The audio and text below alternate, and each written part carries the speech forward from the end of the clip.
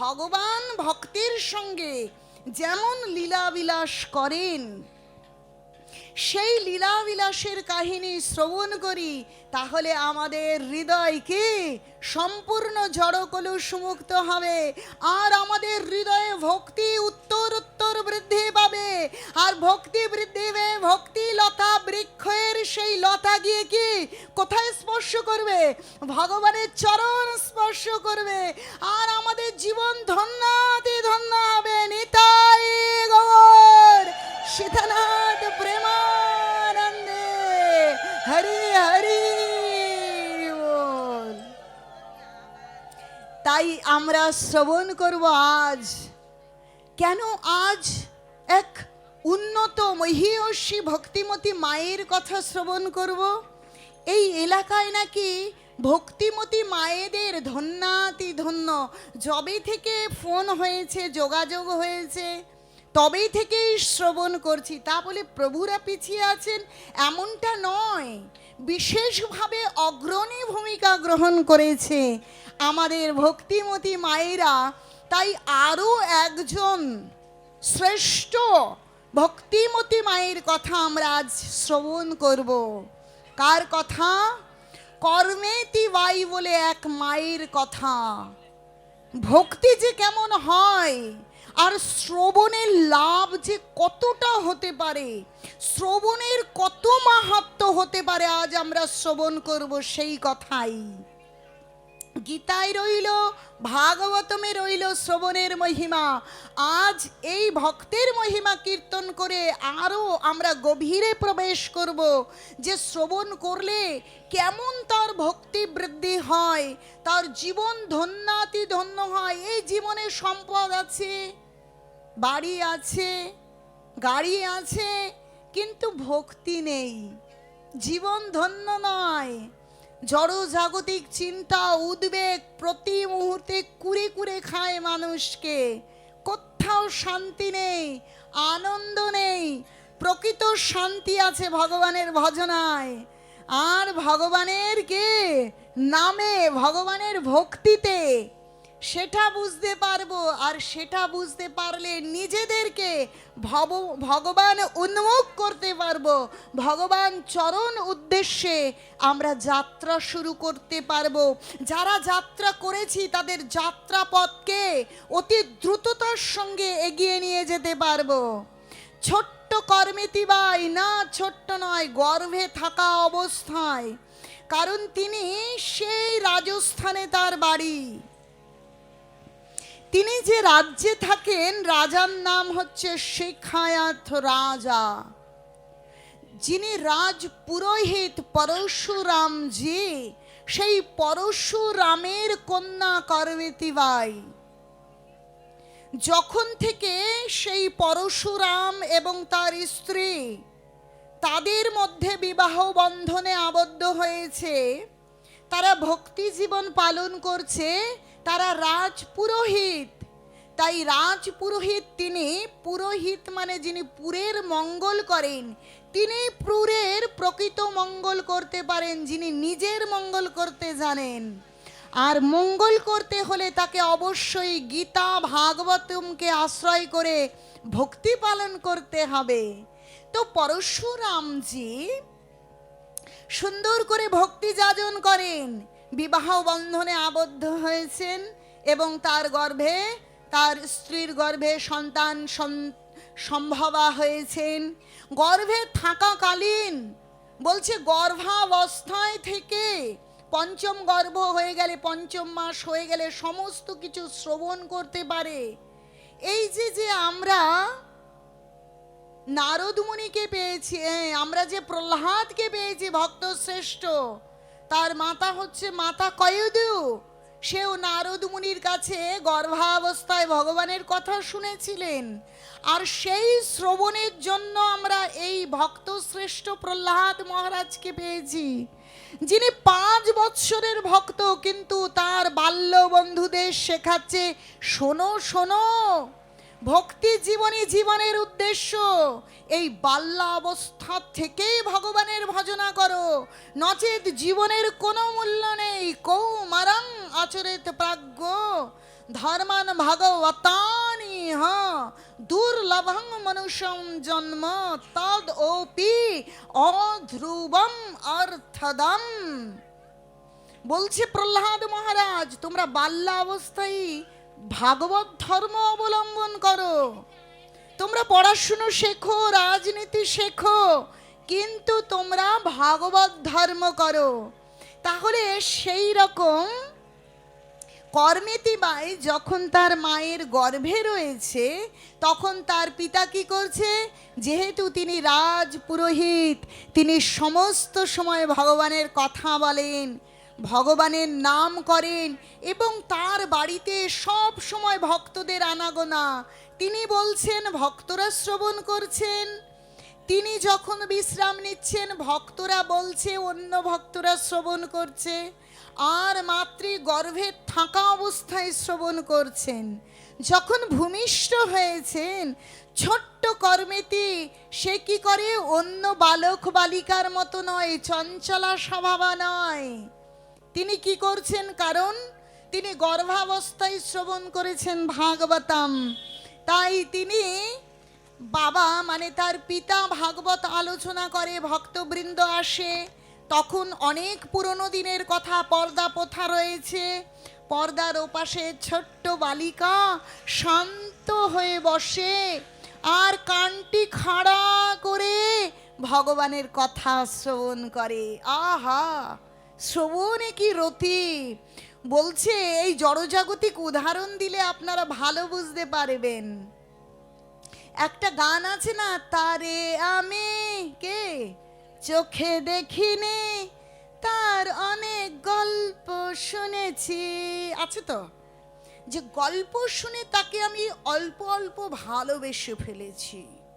দেখুন, এই জড়জাগতিক কোনো পুরুষ, কোনো ছেলের সবটাই কিন্তু গুণ নয়, তার মধ্যে দোষ আছে, কিন্তু তবু তাদের কথা বন্ধুর মাধ্যমে শুনে শুনে অনেক মেয়ে কি করে? তাদেরকে ভালোবেসে ফেলে, হ্যাঁ কি না? কিন্তু কর্মেতি বাই আড়ালে শুনছে কার কথা? কৃষ্ণের কথা, অনাদির আদি গোবিন্দের কথা। ত্রিভঙ্গ ললিত শ্যাম সুন্দর আনন্দ ঘন রূপ বিগ্রহ কৃষ্ণের কথা শ্রবণ করছেন। পুরুষোত্তম সর্বকর্ষক কৃষ্ণ, শ্রেষ্ঠ সৌন্দর্যের অধিকারী, সমস্ত বীর্য, সমস্ত যশ, বলছে ঐশ্বর্য সমগ্রস্য বীর্যস্য যশস্য শ্রেয় জ্ঞান বৈরাগ্যৈশৈব সন্নাং ভগবতীঙ্গনা।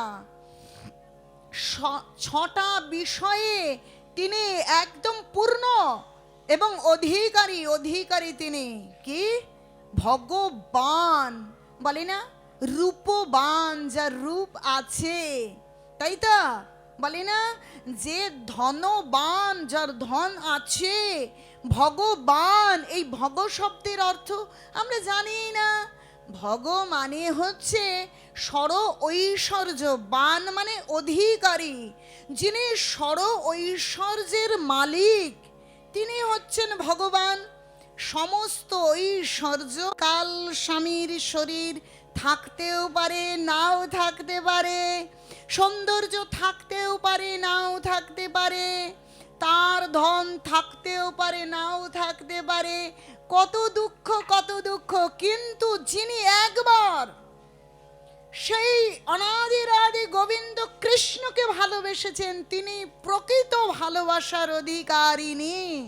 তিনি প্রকৃত সত্য বুঝতে পারবেন যে জীবনে কখনো সৌন্দর্য যাবে না, কখনো মাথায় এই সিঁদুর, ভগবান দেখুন স্বামী, সেই জন্য এই তিলক শুধু মেয়েদের নয়, সমস্ত মাতাজি প্রভু সকলের, কারণ আমরা সকলে প্রকৃতি, একমাত্র পুরুষ হচ্ছে অনাদির আদি গোবিন্দ।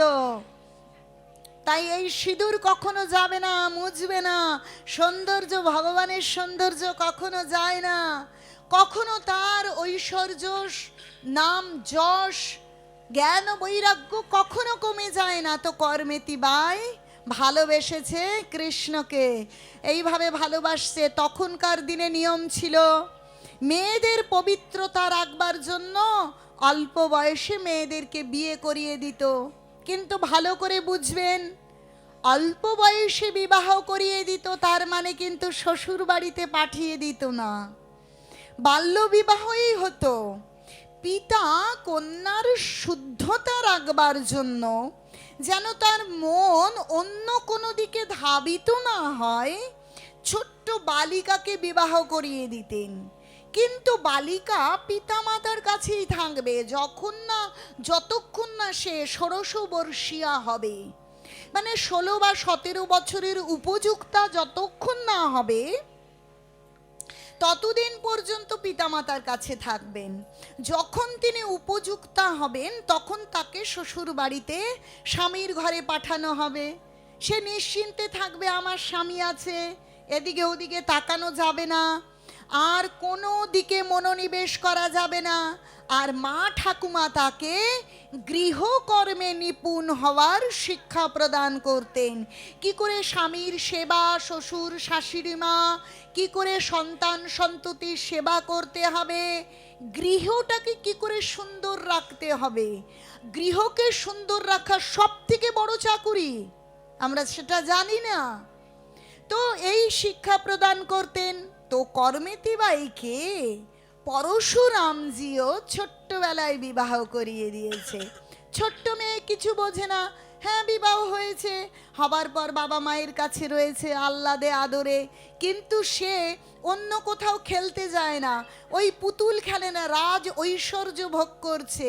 পিতার তো সম্পদের অভাব নেই, কারণ রাজপুরোহিত, কিন্তু তার পুতুল খেলায় মন নেই, কেবল ভগবানের কথা শ্রবণ করে। এইভাবে ভগবানের প্রতি উত্তরোত্তর তার প্রেম বৃদ্ধি পাচ্ছে। ভগবানের কথা শ্রবণ করে, ভগবানের নাম শ্রবণ করে।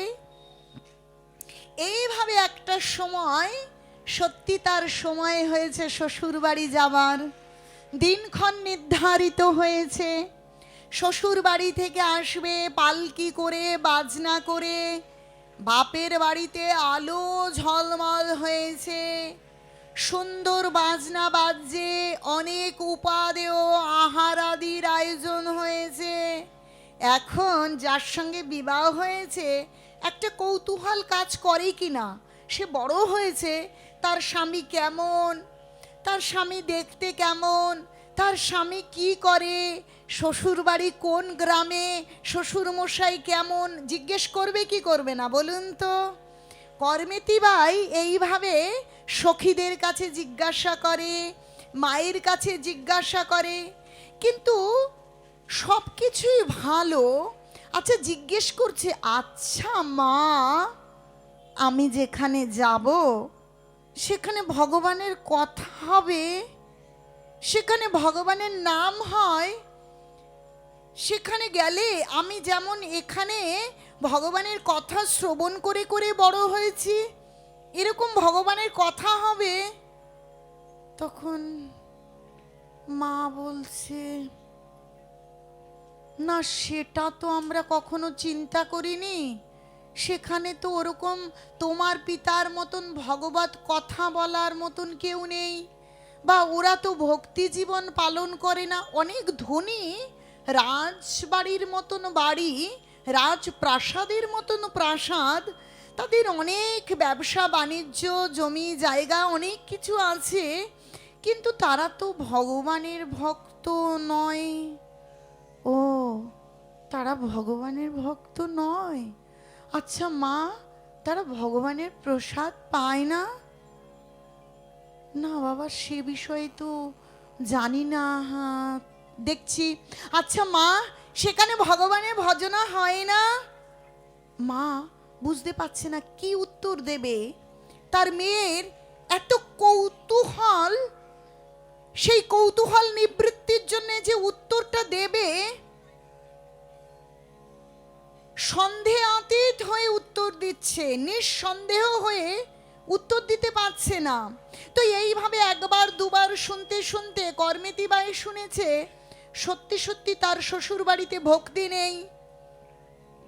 এই রকম মন হরণকারী, সেখানে ভগবানের বিগ্রহ নেই, সেখানে ভগবানের কথা নেই, সেখানে ভগবানের নাম নেই।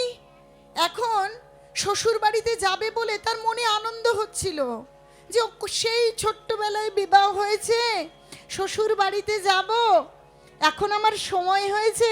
কিন্তু শ্বশুর বাড়িতে যাবে, সেই শ্বশুর বাড়ির সম্বন্ধে যখন শুনছে, তখন শুনে নিয়ে তার মনটা যেন কি এক অজানা ব্যথায় ব্যথা করছে, মনটা মুখটা যেন কালো হয়ে যাচ্ছে। দেখবেন মেয়েদের বিয়ে হলে বা বিয়ের জল গায়ে পড়লে তাদের নাকি রূপ খুলে যায়, তাদের সৌন্দর্য বৃদ্ধি হয়।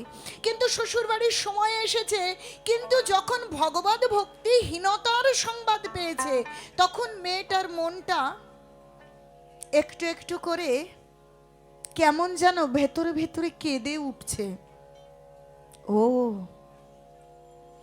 আমি যেখানে যাব সেখানে গেলে বুঝি আমি ভগবানের কথা শুনতে পারবো না? তাহলে আমি কি শুনবো? ও, সেখানে গেলে আমি ভগবানকে দেখতে পাবো না, ভগবানের নাম শ্রবণ করব না, তাহলে আমি কি শুনবো? আমার কি করে দিনগুলো যাবে, কি করে সময় যাবে? এইভাবে শুনতে শুনতে সময় একদম নিকটস্থ। আগামী কালই তার যাবার দিন ঠিক হয়ে গেছে। পালকি আসবে, আলোর রোশনাই, বাজনা, ভালো মন্দ প্রসাদের আয়োজন। কিন্তু কর্মেতিবায়ের ভেতরে ভেতরে, বাইরে তো চোখের জল দেখাতে পারছে না, কে কি মনে করে, কিন্তু অন্তরে অন্তরেও কান্না হয়, জানেন তো? অন্তরে অন্তরে কাঁদছে সেই মেয়েটা। তো রাত্রে ঘুমোতে গেছে দরজা বন্ধ করে দিয়ে, ভাবছে আমি কি করে থাকবো, আমি কি করে বাঁচবো, আমি তো সবকিছু ছাড়া বাঁচতে পারবো, কিন্তু আমার কৃষ্ণকে ছাড়া তো আমি বাঁচবো না, আমি আমার কৃষ্ণকে ছাড়া কি করে থাকবো? জানেন, আপনারা যতই এই জড়জাগতিক কোনো পুরুষকে প্রত্যেক দিন বলুন না কেন, আমি তোমাকে ভালোবাসি, আমি তোমাকে ভালোবাসি, একটা সময় দেখা যাবে অন্য কোনো অপশান পেয়ে সে কোথায় যেন হারিয়ে গেছে। ভালোবাসা নেই, কেবল স্বার্থ, কেবল একটা বোঝাপড়া, যেন কোনো একটা কন্ডিশন, যেন খাতা কলমে লেখালেখি। ভালোবাসাটা, ভালোবাসা কি কখনো শর্ত দিয়ে হয়, লেখালেখি করে হয়? এটাই বাস্তব। কিন্তু আপনারা যদি প্রত্যেক দিন একবার করে কৃষ্ণকে বলেন, ও কৃষ্ণ, আমি তোমাকে খুব ভালোবাসি, আমি তোমাকে খুব ভালোবাসি কৃষ্ণ, আমি তোমাকে খুব ভালোবাসি। এই জগতে কত ভালোবাসা দেখেছি, কিন্তু সমস্ত ভালোবাসাগুলো কেমন ঠুনকো, যেন সব তাসের ঘরের মতন ভেঙে যায়। কত দেখেছি, কিন্তু জানেন, কৃষ্ণের সঙ্গে যার ভালোবাসা, তার ভালোবাসা কখনো শেষ হয়ে যায় না, তার ভালোবাসা কখনো ভেঙে যায় না। এই ভালোবাসার গভীরতা প্রতি মুহূর্তে উত্তর উত্তর বৃদ্ধি প্রাপ্ত হয়, প্রতি মুহূর্তে বাড়ে এই ভালোবাসা। অন্য ভালোবাসা দিনে দিনে কমে। অভিযোগ, গিয়ে খোঁজ নিন, বলবে বিয়ের আগে আমার সঙ্গে 10 ঘন্টা কথা বলতো, প্রত্যেক আধা ঘন্টায় বা 1 ঘন্টায় খোঁজ নিত আমি কি করছি, আমি কেমন আছি। আজ পাশেই ঘুমিয়ে থাকে, না হলে একই বাড়িতে থাকে। হায়রে কলিযুগ, কেউ কারো খোঁজ নেয় না নাকি? পাশে শুয়ে শুয়ে দুজন দুজনের মতন ফোন দেখে। হায় রে কলিযুগ, কোনো ভালোবাসা নেই, প্রকৃত ভালোবাসা নেই, যা আছে নাম মাত্র, নামকে ওয়াস্তে, নাম মাত্র। কিন্তু আপনারা যদি সত্যি প্রত্যেক দিন বলেন কৃষ্ণ তোমায় ভালোবাসি, না আমি বলতে পারিনি, আমি ভালোবাসতে পারিনি কৃষ্ণকে, মহাজনরা বলেন, আমি মহাজনদের কথা শুনে আপনাদেরকে বলছি যে প্রত্যেক দিন যদি বলেন কৃষ্ণ আমি তোমাকে খুব ভালোবাসি, আমি তোমাকে ছাড়া বাঁচতে পারবো না। মাছ যেমন জলকে ছাড়া বাঁচে না, আমিও তেমনি তোমাকে ছাড়া বাঁচতে পারবো না। সব কিছু ধুয়ে মুছে যাক, কিন্তু আমি তোমাকে ছাড়া বাঁচবো না কৃষ্ণ। দেখুন দেখুন কি হবে যদি তা না হতো।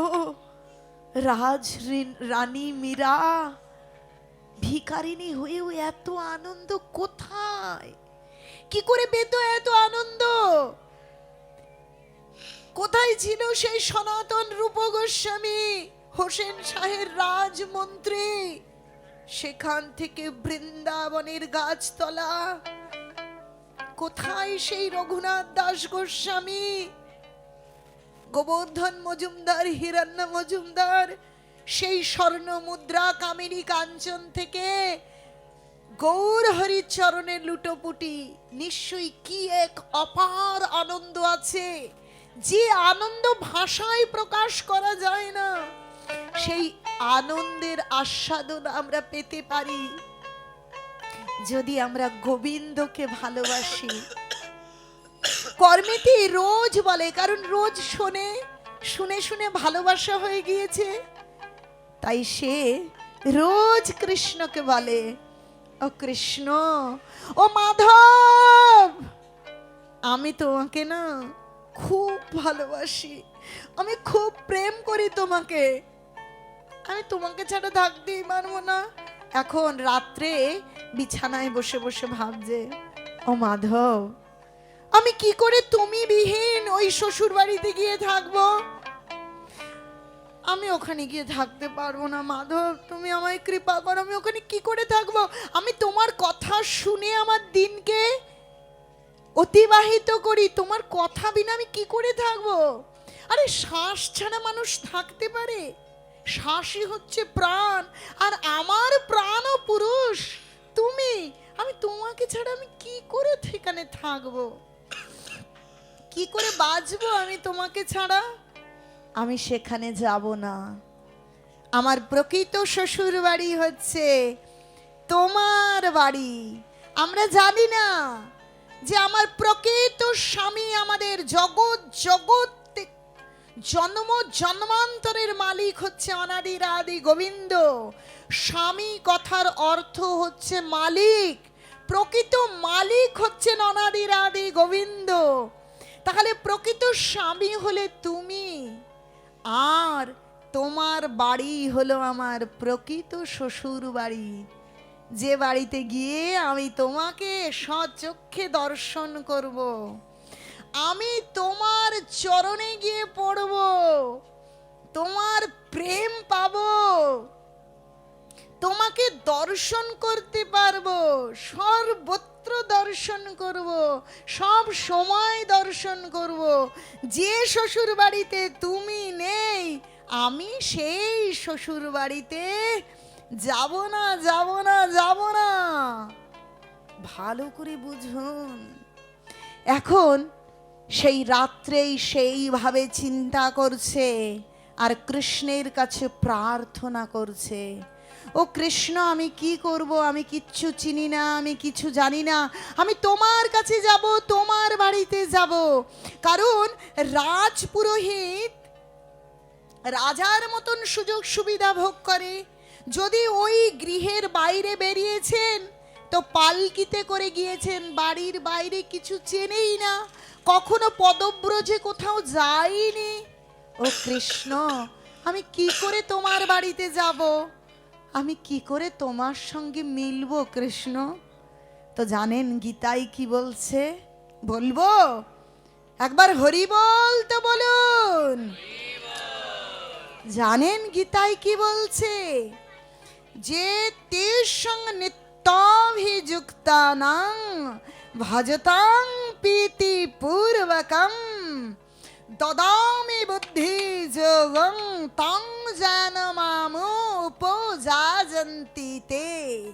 দেখুন ভগবান কি বলছে, তেষং নিত্যাভিযুক্তানাং, যিনি আমার সেবায় নিত্যযুক্ত, ভজতাং প্রীতিপূর্বকম, যিনি ভজনা করেন প্রীতির সঙ্গে, দদামি বুদ্ধি যোগম, দদামি দদ ধাতুর সঙ্গে আমি, দদামি তাকে দান করি আমি, বুদ্ধি যোগ আমি তাকে বুদ্ধি প্রদান করি। যিনি সমর্পিত তিনি কিন্তু ভগবান যা করান তিনি তাই করেন, সে নিজের ইচ্ছাই করে না। যারা সমর্পিত নয় তারা নিজের ইচ্ছেই মন মানি আচরণ করে, যা চায় তাই করছে।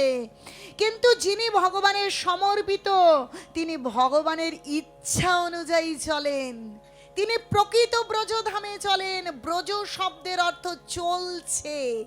ব্রজ শব্দের অর্থ মানে কি? চলছে। কেমন?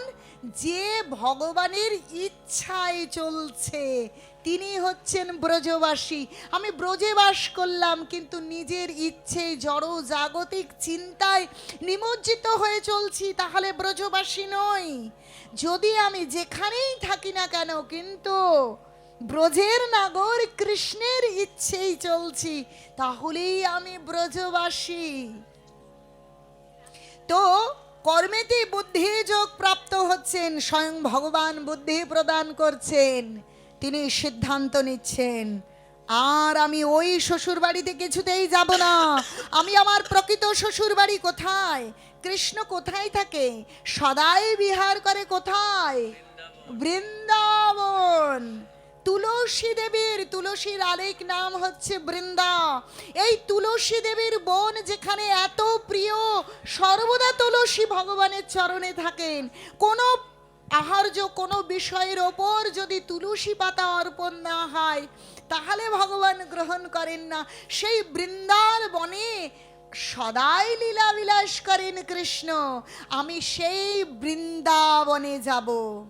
অনেকবার শুনেছেন বৃন্দাবনের কথা, কারণ ভাগবত শুনে শুনে বড় হয়েছেন এখন। কিন্তু বৃন্দাবন কোথায়? ডান দিক না বাম দিক? সেটা কোন দিক দিয়ে যেতে হবে, কিভাবে যেতে হবে কিছুই জানে না, কিন্তু মনে মনে স্থির নিশ্চয় আমি বৃন্দাবনে চলেই যাব। আমি এখানে থাকবো না, যেখানে কৃষ্ণ নেই সেখানে আমিও থাকবো না। এইভাবে রাতের অন্ধকারে যখন সমস্ত রাজপুরীর মতন প্রাসাদে পিতা মাতা পিসি মাসি আত্মীয় পরিজন কাল ধুমধাম করে শ্বশুর বাড়ি যাত্রার অনুষ্ঠান, সকলে ঘুমোচ্ছে, তখন কর্মেতি ভাই আস্তে আস্তে পা টিপে টিপে চলেছে কোথায়? প্রকৃত স্বামীর সঙ্গে মিলিত হবার জন্য, প্রকৃত শ্বশুর বাড়ির উদ্দেশ্যে রওনা হচ্ছেন। তো যেই রওনা হয়েছেন ঘর থেকে বেরিয়ে আস্তে আস্তে উঠোন থেকে তিনি গ্রাম, গ্রাম থেকে লোকালয় পার হয়ে বন জঙ্গল তিনি চলেছেন। কোন দিকে যাচ্ছেন তিনি নিজেও জানে না। কৃষ্ণ, আমি তোমার কাছে যেতে চাই, আমি শুধু তোমাকে চাই। অন্য জড় জগতের রাজ সুখ বৈভব ঐশ্বর্য কোনো কিচ্ছু আমার চাই না, আমার তোমাকে চাই। কোন দিকে গর্ত, কোন দিকে কাঁটা, কোথায় পায়ে খোঁচা লাগছে, কোনো দিকে ভ্রুক্ষেপ নেই, চলছে আর মুখে এমন করে চলছে কখন আমি এই দু নয়নে ওই মদন মোহনকে আমি দর্শন করব। এই মন নিয়ে তিনি চলছেন, কখন আমি দর্শন করব। কখন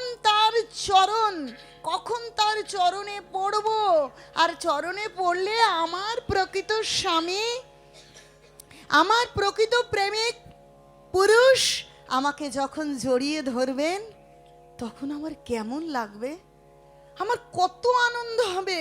আমি অনেক আগ্রহ করছি, অনেক প্রতীক্ষা করছি, কবে আমার কৃষ্ণের কাছে যাব, কবে আমার কৃষ্ণের চরণে আমি সমর্পিত হব, কবে এই পোড়া চোখে আমি কৃষ্ণকে দর্শন করব। কি করে কর্মেতি বাই এইরূপ চিন্তা করছিল। একবার আমরা শ্রবণ করি যে সে কিরকম চিন্তা করতে করতে ব্রজের পথের উদ্দেশ্যে আজ রওনা হয়েছে, ব্রজের পথের উদ্দেশ্যে যাচ্ছে কর্মেতি বাই। হরে কৃষ্ণ হরি বল, দু বাহু তুলে উলুধ্বনি এবং জয় রূপেতে ব্রজের পথে চলিব গো, আমি রূপেতে।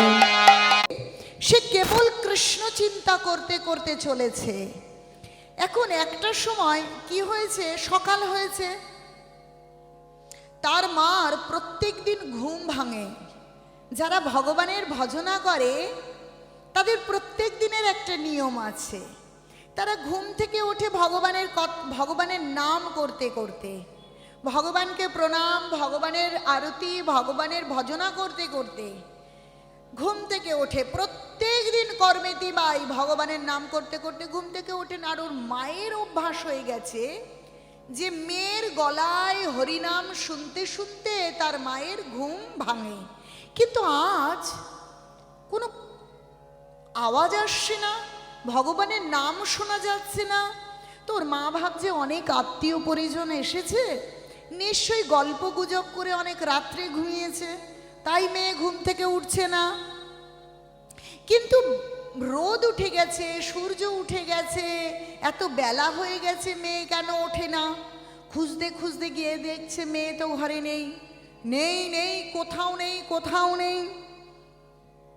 তো এইভাবে যখন মেয়ে উদাও হয়ে গেছে, তখন যেহেতু রাজপুরোহিত, রাজার পাইক, পেয়াদা সবাই এসেছে, খোঁজাখুঁজি শুরু করছে, মেয়ে কোথায় গেল, কোথায় গেল। একটা সময় সে বনের মধ্যে হাঁটতে হাঁটতে রাত শেষ হয়ে যখন সকাল হয়েছে, তখন তার মনে একটু যে আনমনা হয়ে কৃষ্ণ মনোগতা হয়েছিল, যে আনমনা মানে কোনো দিকে চিন্তা করছে না তা নয়, একমাত্র কৃষ্ণ চিন্তন করতে করতে চলছিল, অন্য কোনো বিষয়ে মনোনিবেশ না করে। এখন যখন চারিদিকে আলো ফুটেছে, এইবার কর্মেতি চিন্তা করছে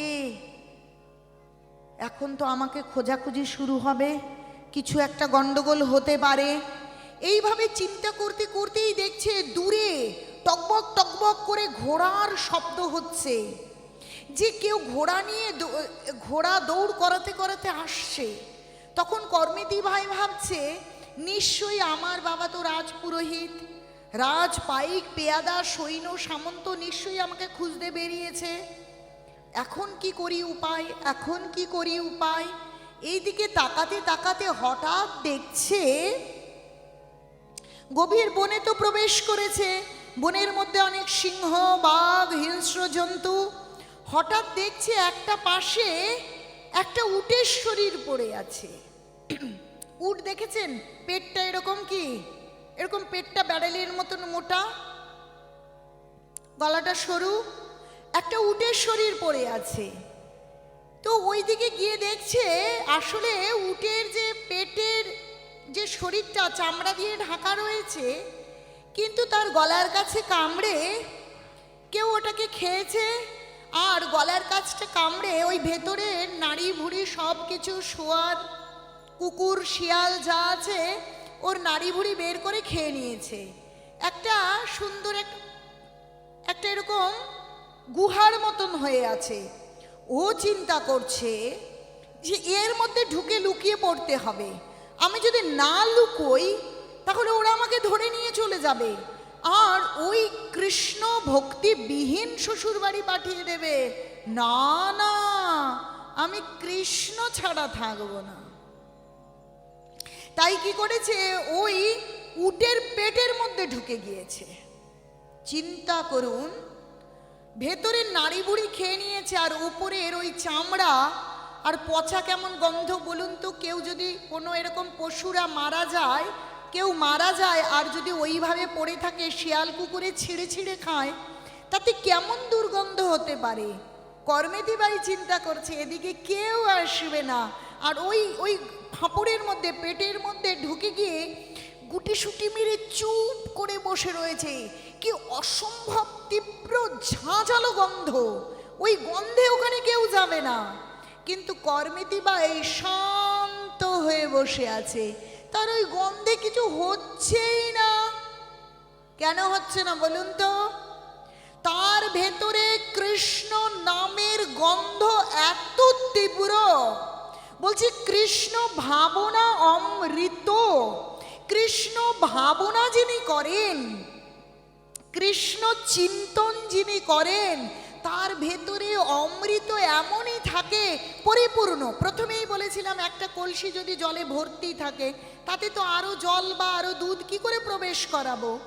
তো কর্মেতি বাইয়ের ভেতরে হৃদয়ে, শিরায়, উপশিরায়, তার রক্ত অস্থি মজ্জায় কি হরে কৃষ্ণ হরে কৃষ্ণ কৃষ্ণ কৃষ্ণ হরে হরে, হরে রাম রাম রাম হরে হরে, ওর মধ্যে বসে রয়েছে। ওই গন্ধ তার কিছুই হচ্ছে না, তার নাক দিয়ে প্রবেশ হচ্ছে না, তার বিরক্তি লাগছে না, তার কোনো কষ্ট হচ্ছে না।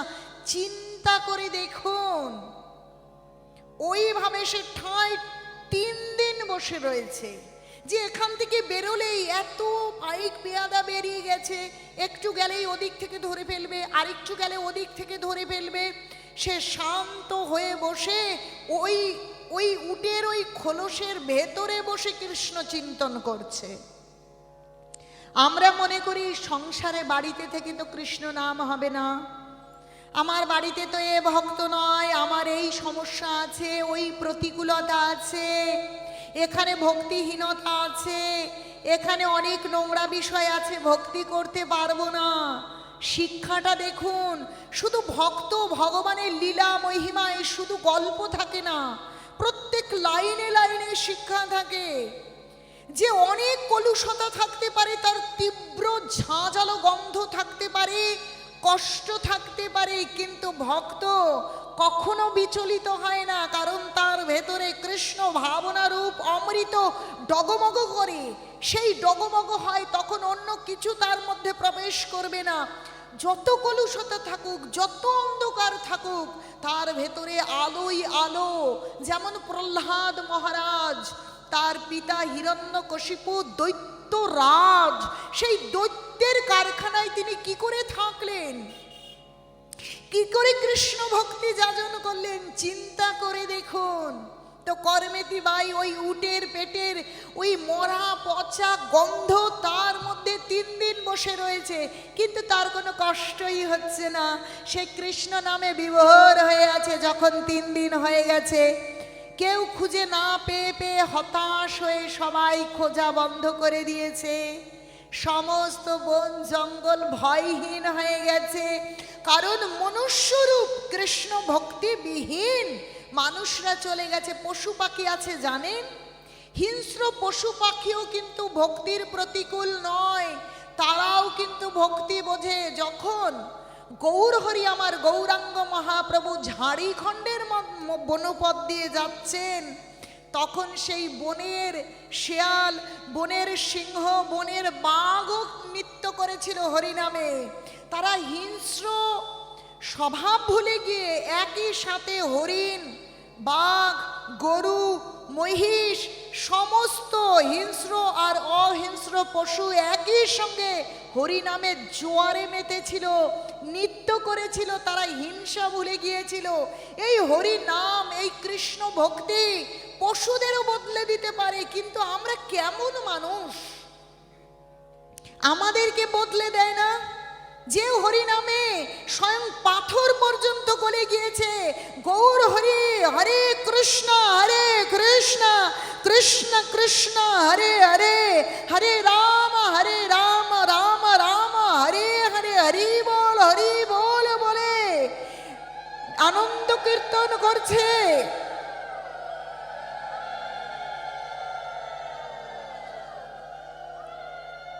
আর নৃত্য করছে, তার কৃষ্ণ কৃষ্ণ বলে দু চোখে যেন নদীর মতন জল পড়ছে। আর সেই জল বক্ষকে ভিজিয়ে দিয়ে পা দিয়ে যখন পাথরে পড়ছে, জানেন সেই পাথর পর্যন্ত দ্রবীভূত হয়ে গিয়ে নরম হয়ে গিয়েছে। সেখানে গৌরাঙ্গ মহাপ্রভুর আমার গৌর হরির চরণ যেমন কাদায় পড়লে, কাদায় যদি পা পড়ে কেমন হয়, কাদার মধ্যে পায়ের ছাপ বসে যায়, তাই না? তেমনি সেই পাথর গৌর হরির হরি নামে যেমন বনের পশু পাখির হৃদয় গলে গিয়েছিল, হিংসা ভরে গিয়েছিল, সেই রকম ভাবে ওই পাথর পর্যন্ত দ্রবীভূত হয়ে নরম হয়ে গিয়েছে। আর গৌর হরির চরণের ছাপ পড়ে গিয়েছে। চিন্তা করে দেখুন, আর আমাদের হৃদয় পাষান্ত গলে না। আমরা গৌর হরির ভক্তদের কাছে এত শুনি, তবু এই হৃদয় গলে গিয়ে আজে বাজে চিন্তন ছেড়ে, হিংসা ছেড়ে আমরা ভগবানের নাম করি না। নিতাই গৌর সীতানাথ প্রেমানন্দে হরি হরি বল। কেমন মানব জীবন পেলাম যে আমাদের হৃদয় গলে না, আমাদের ভগবানের নাম করতে ইচ্ছে করে না। কিন্তু ওইখানে সমস্ত হিংস্র জন্তুত্ব কর্মীতিবায়ের ভয় নেই, তার মানুষদের ভয়। মানুষ তো চলে গিয়েছে, সে বেরিয়েছে, এখন যাবে, রাস্তা চেনে না, কিন্তু ভগবানের নাম করতে করতে হাঁটছে, ভগবান তাকে সঠিক পথে নিয়ে যাচ্ছে। আরে যখন বিল্বমঙ্গল ঠাকুর চিন্তামণির কথাই চলে গিয়েছে, সে নিজের জড়জাগতিক বাসনার জন্য নিজের চোখকে অন্ধ করেছে। বলছে কৃষ্ণ বলে, হা কৃষ্ণ বলে যদি একবার অন্তর থেকে কেউ ভগবানের চরণে আশ্রয় গ্রহণ করে, তখন কৃষ্ণ তাকে নিজে হাতে তুলে ধরে। আমরা বুঝতে পারি না, সেই অন্ধ যে বিল্বমঙ্গল ঠাকুরকে সেই গর্ত থেকে টেনে তুলেছে স্বয়ং কৃষ্ণ। কারণ সে কৃষ্ণ নামে সে নিমজ্জিত হয়েছে, বেরিয়ে গেছে।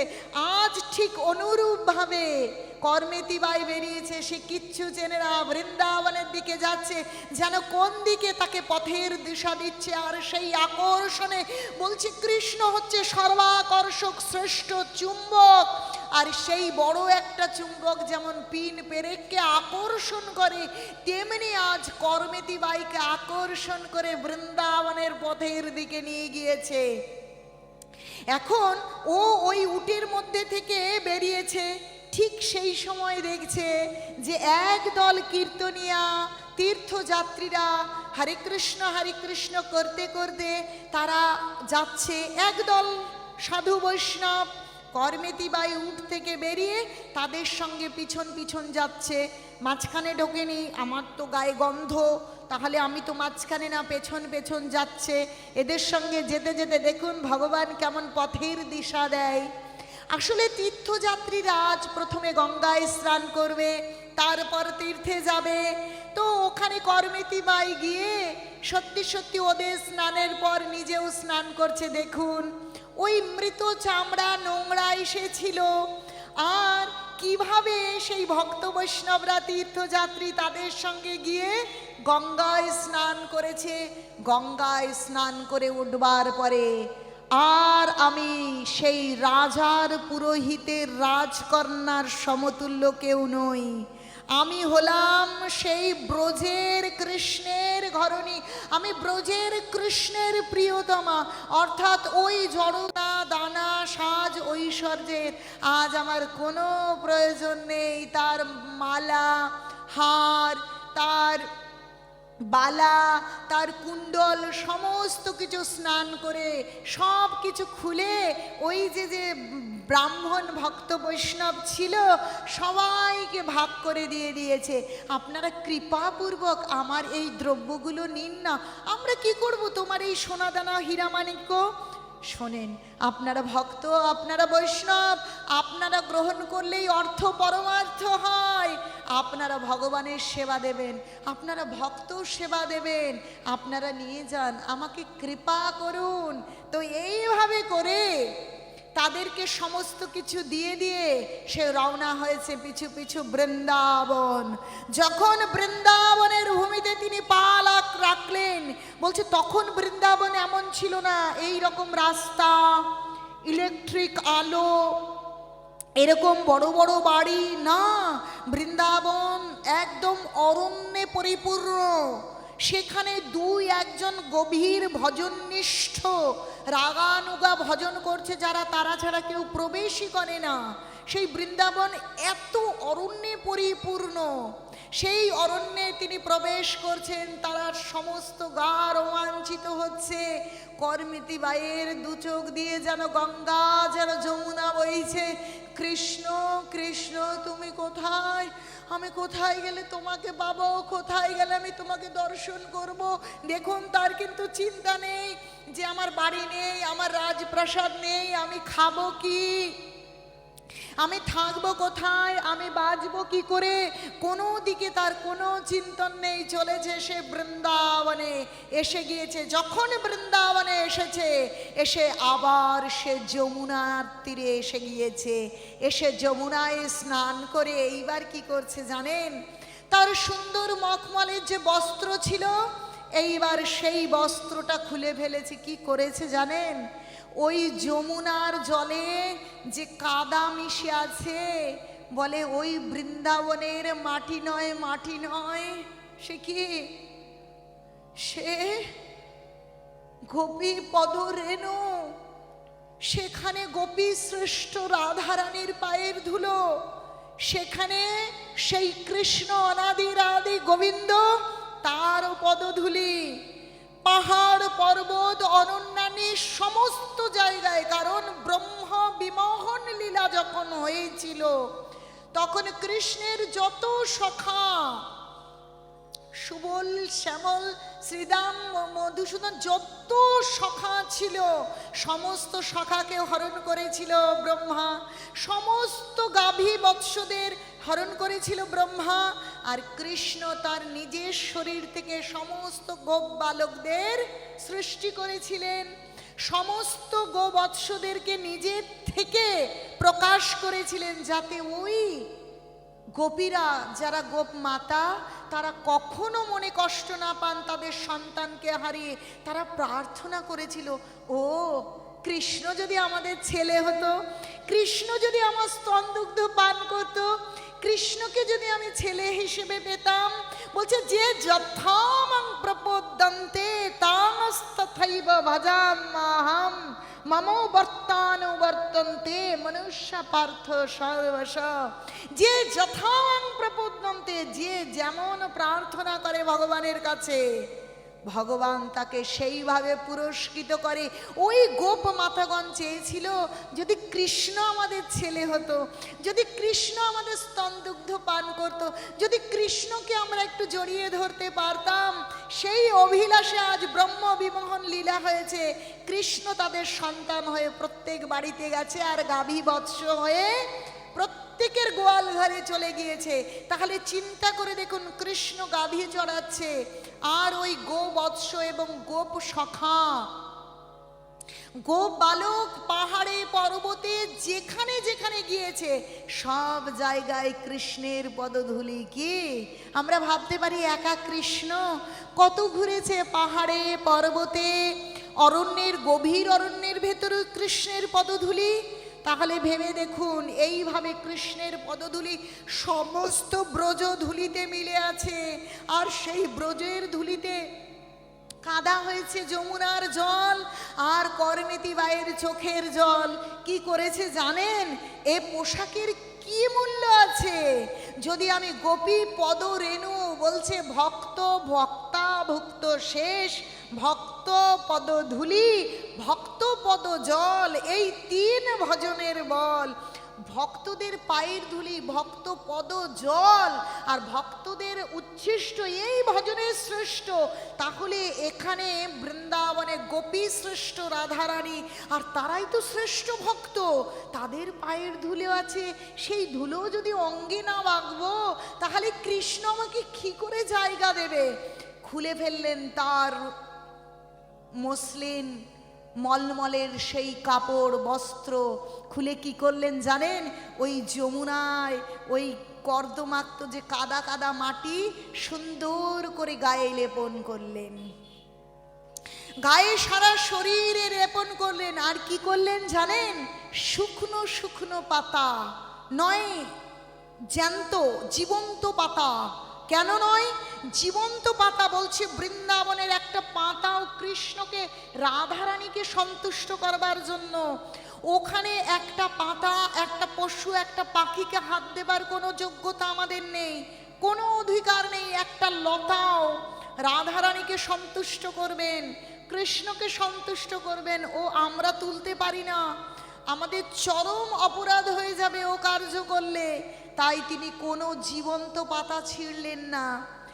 যে বৃক্ষের তলায় বটের পাতার মতন বড় বড় পাতা শুকিয়ে শুকিয়ে আছে, সেই কর্দমাক্ত সারা শরীরে কাদা লেপন করে যেমন সিমেন্ট লাগায় না, সেই রকম আটাল এঁটোলো এঁটোলো যে কাদা, তার মধ্যে ওই শুকনো শুকনো পাতলা পাতলা পাতাগুলো সারা শরীরে লাগিয়ে নিলেন।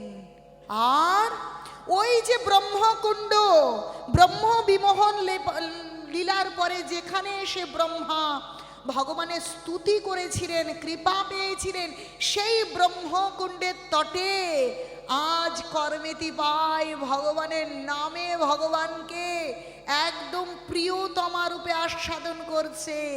কেন? বলছে যেই নাম সেই কৃষ্ণ ভজনিষ্ঠা করি, নামের সহিত আছেন আপনি শ্রীহরি, নাম আর কৃষ্ণ অভিন্ন। যখন তিনি নাম করছেন, বিভোর হয়ে নাম করছেন। কেউ যদি এই শ্বাসের ওপর ধ্যান দিয়ে, আমাদের এই শরীরে কিন্তু আমরা বেঁচে থাকি না, শুধু শ্বাস, এই শ্বাসের ওপর মন দিয়ে যদি ভগবানের নাম করেন, তার শরীরে কোনো সাড় থাকবে না। মহাজন বলেছেন তার নাম এইভাবে চলছে, তিনি পরমানন্দময় স্থিতিতে আছেন, তিনি আবেগ তাড়িত হয়ে কিন্তু ঘর থেকে বেরোননি, তার একটা স্থিতি, কৃষ্ণ ভজনে কৃষ্ণ নামে তার একটা স্থিতি এসেছে। তাই তিনি ভগবানকে সাক্ষাৎ অনুভব করছেন, আর ভগবদ আনন্দে তিনি নিমজ্জিত ভজন করছেন। তার কৃষ্ণ ছাড়া কিছু নেই, তার খিদে নেই, ঘুম নেই, ভয় নেই। কিন্তু দেখুন গাছের তলায় বসে আছে, রাজপ্রাসাদে ছিল, কিন্তু আজ সে গাছের তলায়, আজ তার কোনো চিন্তা নেই, কোনো ভয় নেই। কোথায় বন্য পশু, কি খাবেন, কি পরবেন, কোনো দিকে ভ্রুক্ষেপ নেই। তিনি এক গভীর আনন্দে নিমজ্জিত হয়ে আছেন সদাই। হরে কৃষ্ণ হরে কৃষ্ণ কৃষ্ণ কৃষ্ণ হরে হরে, হরে রাম রাম রাম হরে হরে। তিনি এইভাবে নিমজ্জিত হয়ে আছে, আর হরিনামে তার চোখ দিয়ে এত অশ্রু যে তার আশেপাশের মাটি আজ ভিজে গিয়েছে। কেমন জানেন? যেমন গৌরহরি যখন নীলাচলে গিয়েছিলেন সন্ন্যাস নিয়ে, যখন তিনি জগন্নাথকে দেখতেন, ওই জগন্নাথের বড় বড় চক্ষু যখন মহাপ্রভুকে আকর্ষণ করত, তখন এমন ভাবে তার চোখ দিয়ে জল পড়তো যেন গঙ্গা বইছে, যেন ওখান থেকে নদী প্রবাহিত হয়ে যাবে, সমস্ত পায়ের তলা কাদা জল হয়ে যেত। আজ কর্মেতি বাই এইভাবে হরিনাম করছে, তার এমন চোখে এমন জল আসছে, যে চারিপাশ জলে পরিপূর্ণ হয়ে যাচ্ছে কৃষ্ণ কৃষ্ণ কৃষ্ণ কৃষ্ণ। এখন তার পিতা যেহেতু ভক্ত, তার সন্তান কেমন, লোকে বলছে বিবাহযুক্ত মেয়ে হারিয়ে গিয়েছে, কত অপমান হয়েছে, কিন্তু তার মনে মনে এক সাড়া, আমার কন্যা অন্য কোথাও যেতে পারে না, সে নিশ্চয়ই বৃন্দাবনেই গেছে, সে তো আর কিচ্ছু চেনে না, একমাত্র ভাগবত শ্রবণ করেছে, সে তো জীবনে পথ চেনে না, একমাত্র কৃষ্ণ আর বৃন্দাবন ছাড়া জানে না, তাহলে সে সেখানেই আছে, সে অন্য কোথাও যায়নি, আমার কন্যা মরে যায়নি। মনে মনে এইরূপ উপলব্ধি হচ্ছে পরশুরামজির। তো তিনি চলেছেন তার কন্যাকে খুঁজতে, কারণ এলাকায় ঢিঢি পড়ে গিয়েছে, সকলের জন্য আর তার মান সম্মান থাকছে না, ওখানে থাকাই বাঁচাই দায় হয়ে গেছে, এমন নিন্দা হচ্ছে, নিন্দার তাড়নায় তিনি বৃন্দাবন চলছে। বৃন্দাবনে তো সাধারণ মানুষ যেতে পারে না, তিনিও কৃষ্ণ ভক্ত, তিনি চলছেন আজ তার কন্যাকে খোঁজবার জন্য। তো খুঁজতে খুঁজতে ওই বৃন্দাবনে যারা ভজন করছেন তাদের সঙ্গে দেখা করছেন। আচ্ছা, আপনারা এরকম দেখতে 16-17 বছরের বর্ষিয়া এইরকম যুবতীকে আপনারা দেখেছেন? আমার কন্যা হারিয়ে গিয়েছে। ও, আপনার কন্যা কিনা জানি না, তবে এক গভীর অনুরাগী, এক যুবতী ভক্তিমতী এক কন্যা এসেছে এই বৃন্দাবনে।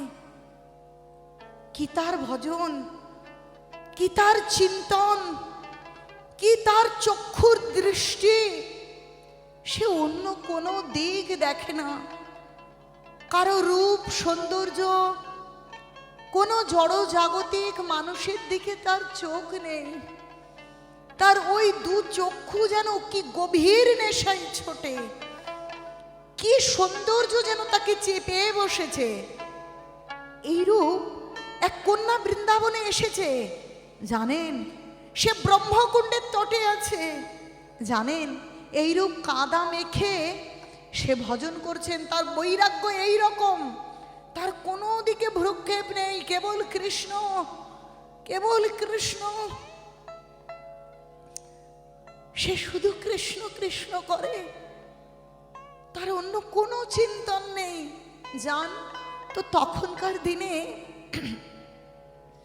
এইরূপ ইলেকট্রিক আলো ছিল না বৃন্দাবনে, এইরূপ রাস্তা ছিল না, কেউ কাউকে খুঁজতে ওইভাবে রাস্তায় খুঁজতে যেতে পারতো না।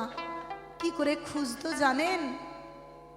বড় উঁচু গাছের উপর উঠে সেখান থেকে দেখতো কোথাও মনুষ্য, কোথাও ভক্ত কিছু দেখা যায় কিনা। তো কর্মেতি বাই দুজন ভক্তকে নিয়ে ব্রহ্মকুণ্ডের পাশে গিয়ে সত্যি সত্যি এক উঁচু বৃক্ষের ওপর উঠে দেখছে, দেখে সত্যি সত্যি এক নবযৌবন প্রাপ্ত এক মেয়ে বসে আছে, আর ওপর থেকে দেখা যাচ্ছে সে কোনো শুকনো মাটি নয়, সে যেখানে বসে আছে তার চারপাশ যেন ওই মাটির ওপর জল আর সূর্যের আলো পড়লে যেমন চিকচিক করে, সে বুঝতে পারছে যে চারিপাশ জল জল হয়ে কাদা কাদা জল জল হয়ে আছে, শুকনো চারিপাশে শুকনো মাটি, কিন্তু মাঝখানে যেখানে বসে আছে আজ দর্শন করছে, নিজের কন্যাকে দর্শন করে পরশুরামজি, এইরকম ভক্তি হয়? এইরকম করে কেউ কখনো কৃষ্ণকে ভালোবাসতে পারে? আমি তো কত ভক্তি করেছি, আমি তো কত ভাগবত পড়েছি, কই কখনো তো কৃষ্ণকে এভাবে ভালোবাসতে পারিনি, আমি তো এভাবে কৃষ্ণ নাম করতে পারিনি। তখন গাছ থেকে নেমে আস্তে আস্তে মেয়ের কাছে গিয়েছে, আজ গিয়ে পরশুরামজি প্রণাম করছে, মারে আজ কৃপা করো মা, কি তোমার ভক্তি, কি তোমার ভগবানের প্রতি ভালোবাসা, কি তোমার কৃষ্ণ চিন্তন, ধন্য তুমি। ধন্য তোমার জীবন, ধন্য তোমার পিতামাতা। এইভাবে করে আজ নিজের কন্যাকে নিজেই প্রণাম করছে পরশুরামজি। জানেন, আমরা প্রতি মুহূর্তে তিনটে গুণের দ্বারা পরিচালিত হই। সত্যগুণ থাকে, তমগুণ থাকে, আর রজগুণ থাকে। যখন সত্যগুণে থাকে তখন সাত্ত্বিক চিন্তা ভাবনায় কৃষ্ণ ভাবনা বোঝে, কিন্তু যখনই সেই শুদ্ধ সাত্ত্বিকতা সরে গিয়ে রজ আর তমের প্রভাব আসে তখন জড়জাগতিক চিন্তন আসে। পরশুরামজি প্রণাম করে তার কন্যার ভক্তির ধন্যাতে ধন্য করে যখন উঠে দাঁড়িয়েছে তখন তার মনে পড়েছে, আমি তো রাজ্যের পুরোহিত, আমার নামে এত নিন্দা হয়ে গেছে। তার মানে শুদ্ধ সাত্ত্বিকতা পার হয়ে তার নাম যশ অভিমান মান অপমান বোধ এসেছে। মারে, তুই তো চলে এলি, আমি তো বুঝতে পেরেছি আমার কর্মেতে কোথাও যায়নি, সে যায়নি কোনো পরপুরুষের সঙ্গে, তার কোনো অন্য জড়জাগতিক চাহিদা বা ভালো লাগা নেই। আমি জানি মা, কিন্তু অন্য কেউ তো সেটা জানে না। তারা কেবল নিন্দা করছে যে তার এইরূপ উপযুক্ত মেয়ে, সে কিনা শ্বশুর বাড়িতে না গিয়ে সে কোথায় পালিয়ে চলে গিয়েছে। মাগো, অনেক নিন্দা হয়ে গেছে, নাক আমার কাটা পড়েছে, আমরা ওখানে বসবাস করতে পারছি না, আর বাঁচতে পারছি না। তোমার মাতা মৃতপ্রায় হয়ে গিয়েছে। মাগো, তুমি বাড়িতে চলো, আমাদের নাক কাটা গিয়েছে। যে মুহূর্তে এই কথাটা শুনেছে চড়ক করে রাগ হয়ে গিয়েছে কর্মেতি বাইর। কি হয়েছে? নাক কাটা গিয়েছে? আপনার কি নাক আছে নাকি? আপনার নাক কাটা গিয়েছে, কেন যাব আমি সেখানে? নাক কার আছে? যিনি অনন্য চিন্ত হয়ে কৃষ্ণ ভজন করেন তার নাক থাকে। যিনি জড় জাগতিক মান অপমান সম্মানের নাম যশ খ্যাতি কত অর্থ সম্মানের চিন্তা করে, তার তো নাক নেই। আপনার নাক কোথা থেকে কাটা গিয়েছে? আপনার তো নাক নেই। কেন বলছেন এই কথা? প্রকৃত নাক মানে হচ্ছে প্রকৃত সত্তা। আমাদের প্রকৃত সত্তা এই মনুষ্য শরীরের, এই প্রকৃত বলছে মনুষ্য, বলছে যে দুর্লভ মনুষ্য দেহ পাইয়া কি করো ভাবনা কেহ, এবে না ভজিলে যশোদা সুত চরমে পড়িবে লাজে। এখন যদি যশোদা সুতের ভজন না করো চরমে লজ্জায় পড়তে হবে। তুমি সেই কৃষ্ণের না হয়ে তুমি তোমার জড়জাগতিক মান অপমান সম্মানের চিন্তা করছো। যিনি প্রকৃত কৃষ্ণের হয়েছেন তারই প্রকৃত নাক আছে। যিনি প্রকৃত কৃষ্ণের হতে পারেননি তার এই জগতে নাক নেই। কারণ জীবের স্বরূপ হয় কৃষ্ণের নিত্য দাস, তিনি পূর্ণ বস্তু আর আমরা খণ্ড বস্তু। অংশের কাজ পূর্ণের সেবা করা। তাহলে তুমি কি করে বলছো তোমার নাক কাটা গিয়েছে? আর তুমি তোমার মান অপমানের জন্য আমাকে নিতে এসেছো? যেখানে মান আছে, যেখানে সম্মান আছে, যেখানে জড় জাগতিক কলুষতা আছে, নইব নইব চ, আমি সেখানে যাব না। আমি আমার গৌর হরির চরণে, বলছে যেই কৃষ্ণ সেই গৌর সেই জগন্নাথ, আমি আমার গৌরের চরণে আমার কৃষ্ণের চরণে আমি পড়ে থাকবো। আমি তো সেখানে যাব না। তোমার যদি প্রকৃত কৃষ্ণ ভক্তি হতো তাহলে তুমি তো এভাবে বলতে না। বলছে মা, তুমি একবার বাড়িতে চলো, তোমার শ্বশুর বাড়ি যেতে হবে না, তুমি বাড়িতে থেকে ভজন করো, তোমার মৃতপ্রায় মা বেঁচে যাক, আর আমরা একটু এই অপমানের ঢিঢি, এই অপমানের জ্বালা থেকে মুক্ত হই। দেখুন, এই কথা যদি না বলে সেই পিতা বলতো, মা গো, আমি তো এত জীবন ভক্তি করেছি, তোমার মতন করে আমি কৃষ্ণকে ভালোবাসতে পারিনি। তুমি আমার সন্তান হয়ে তুমি যেভাবে কৃষ্ণকে ভালোবেসেছো, তুমি কৃষ্ণকে যেভাবে পেয়েছো, আমরা পেতে পারিনি। মাগো তুমি চলো, বৈষ্ণব হয় কৃপা স্বরূপ, বৈষ্ণব হয় দয়া সাগর। তুমি চলো, তুমি সেখানে গিয়ে আমাদেরকে কৃষ্ণ ভক্তি শেখাও। ওই রাজ্যের যত প্রজাগণ আছে সকলকে তুমি কৃষ্ণ ভক্তি দান করো মা। আপনি আচরি ধর্ম জীবের শেখায়, আপনি না কইলে ধর্ম শেখানো না যায়। যদি প্রকৃত চালাক হতেন এইভাবে তার ভক্তির জয় জয়কার করে জগৎকে কৃষ্ণ ভক্তি দান করবার অভিলাষে তাকে নিয়ে আসতে পারতো। কিন্তু কি বলেছে? বলেছে আমাদের নাক কান কাটা যাচ্ছে, আমরা বাঁচতে পারছি না।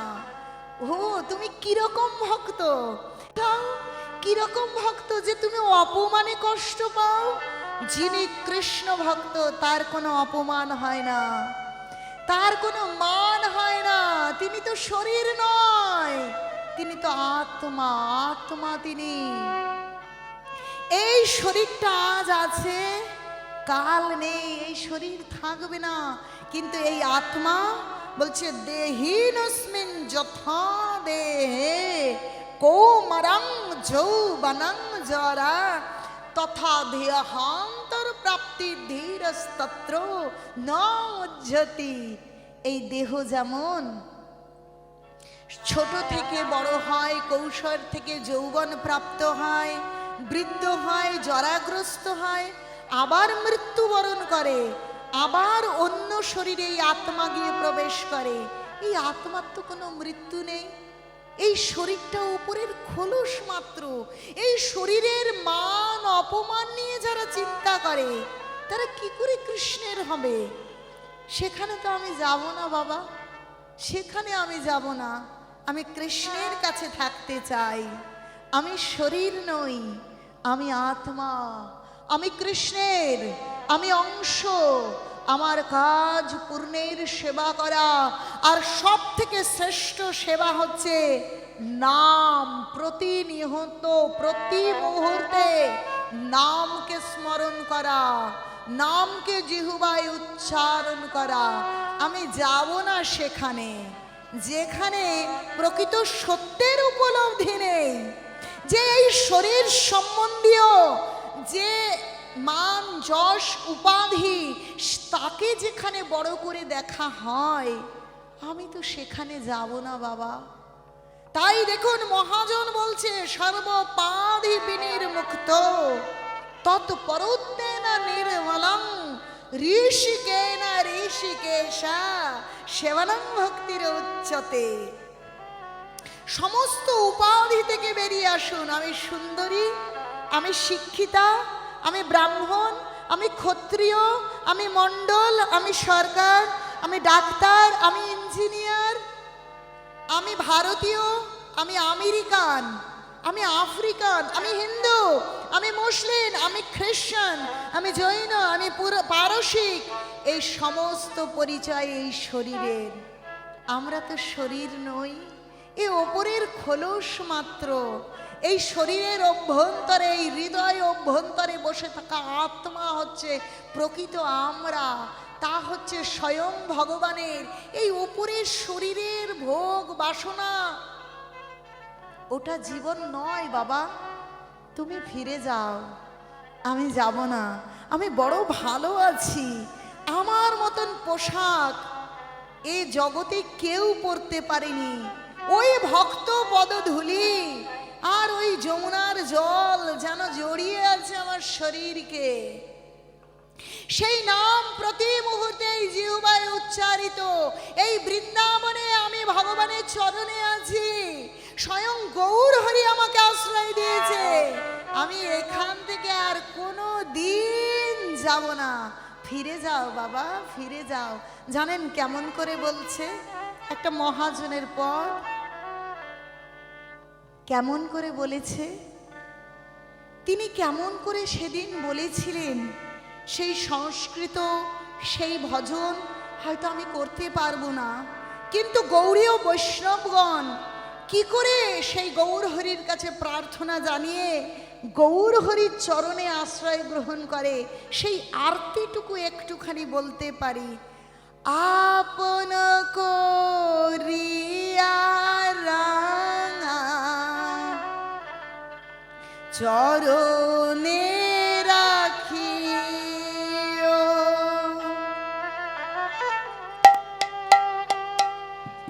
গৌরাঙ্গ তুমি মোরে দয়া না ছাড়িও, গৌরাঙ্গ তুমি মোরে দয়া না ছাড়িও, আপন করিয়া রাঙা চরণে রাখিও,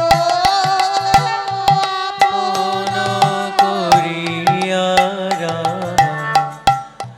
চরণে রাখিও, তোমার চরণ লাগি শক্তি আগিল, তোমার চরণ লাগি সব ত্যাগীন, শীতল চরণ পাইয়া শরণ লইল, শীতল চরণ পাইয়া শরণ লইল, একুলে কুলে মুই দিল তিলাঞ্জলি, এই কুলে ও কুলে দিল দিলাঞ্জলি। আচ্ছা, মানুষ কখন তিলাঞ্জলি দেয় জানেন? জানেন আপনারা? শ্রাদ্ধ হয় যখন, তাই তো তিলাঞ্জলি। এই জড় জগতে আমার দেহ সম্বন্ধী আছে যত আত্মীয় স্বজন ভাই বন্ধুগণ, তাদের সম্বন্ধে আমি দিল তিলাঞ্জলি, আপন করিয়া রাঙা চরণে রাখিও, গৌরাঙ্গ তুমি মোরে দয়া না ছাড়িও, আপন করিয়া রাঙা চরণে রাখিও, কুলে কুলে মোয় দিল তিলাঞ্জলি, রাখিও চরণে মোরে আপনার বলি, এই কুলে ও কুলে মোয় দিল তিলাঞ্জলি, রাখিও আপনার করি, বাসুদেব ঘোষ বনে চরণে ধরিয়া, বাসুদেব ঘোষ বলে চরণে ধরিয়া, কৃপা করি রাখো মোরে পদ ছায়া দিয়া, কৃপা করি দাও মোরে পদ ছায়া দিয়া, গৌরাঙ্গ তুমি মোরে দয়া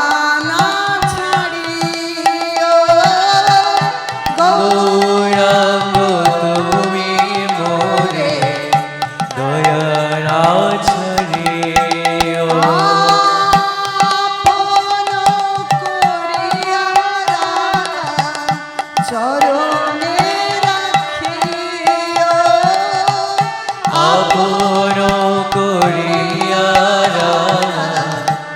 চরণে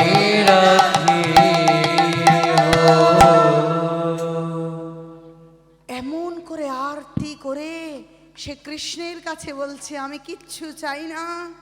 ওই জড় সম্বন্ধ, কে আমার ভাই, কে আমার বোন, কে আমার আপন, কে আমার পর, সবাই আমার আপন, সবাই আমার পর, আমি কাউকে চাই না। সমস্ত সম্বন্ধে আজ দিলাম তিলার অঞ্জলি, তিলের অঞ্জলি। আর আমার ওই জড়জাগতিক সম্বন্ধ চাই না।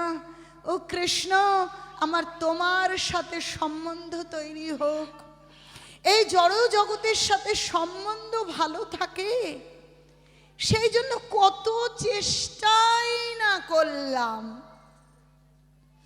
তোমার সঙ্গে সম্বন্ধ রেখে জড় জগতের সঙ্গে সম্বন্ধকে স্বীকার করলাম, কিন্তু যেখানে তুমি নেই সেখানে ওই জড় সম্বন্ধ দিয়ে আমি কি করব? শ্বশুর বাড়ি ত্যাগ করলেন, তাই কর্মেতি বাই আর ফিরে ওই জড়জাগতিক সংসারে গেলেন না। তিনি কৃষ্ণ চিন্তন করতে করতে কৃষ্ণ ধাম, কৃষ্ণ চরণ, গোলক বৃন্দাবন প্রাপ্তি ঘটল কর্মেতি বায়ের। নিতাই গৌর সীতানাথ প্রেমানন্দে হরে হরে বল।